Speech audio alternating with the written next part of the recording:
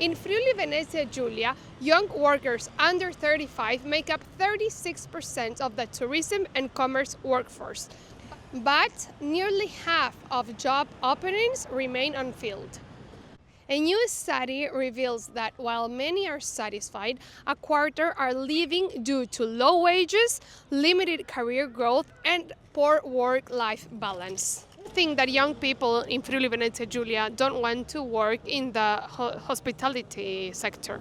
Not in our case, first, but there are for three reasons. First, obviously, the salary is not too much, but I think it's the view of the things, because they don't see perspective on this field. If a person doesn't feel the perspective on what he's doing, and then he could grow himself like a person, as a worker. He cannot trust, and then he works just for money, not for himself. And I think it's a state of mind. Obviously, the salary, but you cannot be paid 2,000 euros for the first time. You have to learn, which is the work, and how to relate with other people. So it's really important to see a perspective.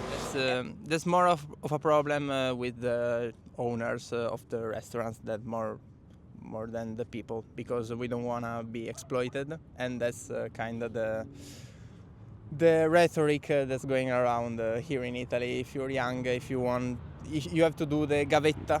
That's basically that you have to work like a slave in the first period of your life, and that's not a good thing. So I mean, for me, I know from my home country, a lot of people don't want to do it, especially after the pandemic, because they saw these videos of people really working late hours and working really hard, and I don't think that any young people would prefer doing that over anything else.